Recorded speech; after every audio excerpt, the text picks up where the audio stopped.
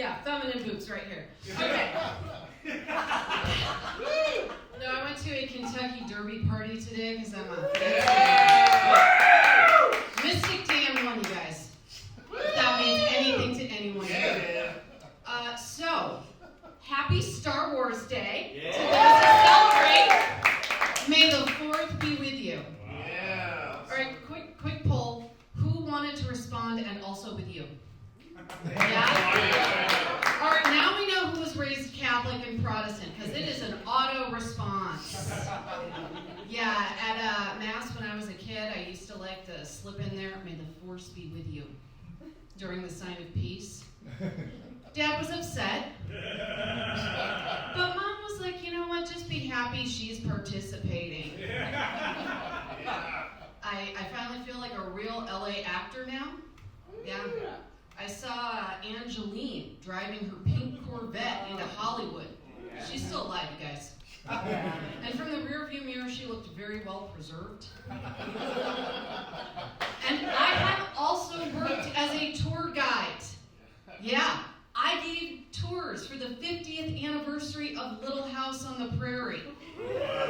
Yeah, I did 6 tours in Walnut Grove on the Prairie party bus. It was my Vietnam. I saw things. Things I cannot unsee. There were women old enough to be my mother, my grandmother, fangirling over Dean Butler, a.k.a. El Manzo Manly Wilder, with a fervor I thought was reserved only for the Eras tour. Okay, if you didn't watch Little House, he was also Buffy's deadbeat dad on Buffy the Vampire Slayer. And he's pushing 70. And it went a little something like this. That's right, Joe, I got props now.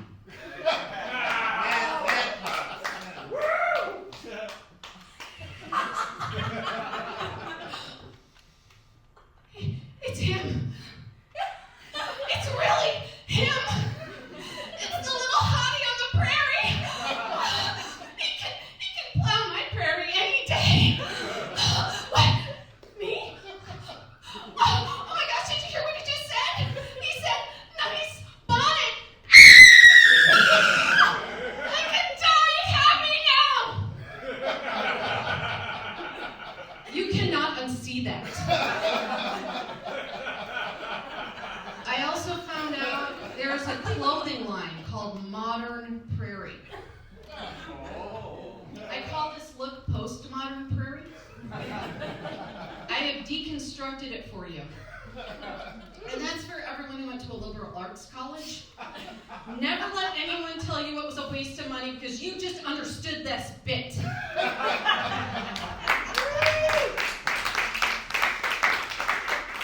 Now my husband Fred, right there. He recently found out that at the end of Little House on the Prairie, they blew up the town. No. Yes, and he became obsessed. Like, why? Why did they do it? What was the plot line? What happened? I'm like, I don't know. I mean, it was 50 years ago. It's been a long time coming, right? I'm like, you know what? You could just look it up. And he did. He did look it up. So anybody know? Okay. A very rich land baron buys the town. They try to get it back. They can't. And then they're like, you know what? Let's just blow it up.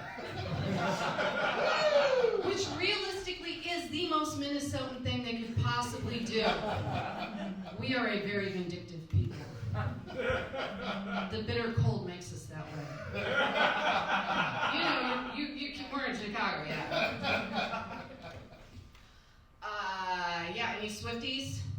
Woo! All right, so you may have heard that Taylor Swift wishes she could live in the 1830s, but without the racism. Yeah, but I mean, the 1830s, not a great decade. All right, the Oregon Trail, that was popular. And if you ever played that game, you know that the odds were never in your favor. You had to Kobayashi Maru that to win. 1830s, opium, it was popular. But could you get a heroin-soaked tampon? No. And, has anyone been to, like, these historical sites? Yeah? Okay. Taylor Swift and I are the same height. We are too tall for the past. Stairs, stagecoaches, clothes, all a logistical nightmare. So no thank you. Yeah, and we all know time travel is dangerous. The Arizona Supreme Court, they took their state all the way back to 1864, and now they are stuck there. It is a cautionary tale. I would rather be in the here and the now, where we have Stanley Cups. You can get an entire bottle of wine into those. Sat through some Zoom meetings like that. So while I may be dead inside, I still look very, very engaged. Yeah, I'm kind of obsessed with the Hush Money trial. Anybody else? It doesn't even seem like it's really happening. It's like an episodic on Bravo. Keep waiting for Andy Cohen to come out and give us a recap. Trump, he has no family. There's no one there to support him. Yeah, he just has, his own flatulence to keep him company and conscious. Yeah, but now Jeffrey Dahmer, his parents showed up every single day of his trial. Yeah, so Jeffrey Dahmer had more familial support than Donald Trump. Yeah, perhaps if Donald Trump had actually eaten Stormy Daniels, he would have more support. Yeah, but we all know, according to her, that didn't happen. I have made a very bizarre discovery. People are friends with their exes. Did you guys know that? Is anyone here friends with their exes? A few? I am stunned. Stunned. I have a scorched earth policy personally. I mean, if we broke up, if we broke up, there is a good reason behind it. I do not want to be friends with the guy who was like, you're part of the bourgeoisie for not owning a rice cooker. I'm like, what the hell does that even mean?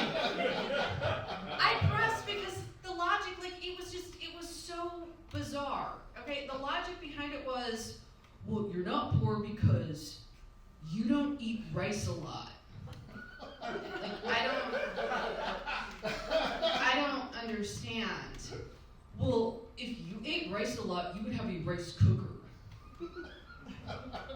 Okay, wait, so if I were poor, and I was eating rice all the time, how could I afford a specific machine in which to cook the rice? Well, how do you cook your rice? In a fucking pot! The way people have done forever! So yeah, I don't want to hang out with that guy. No.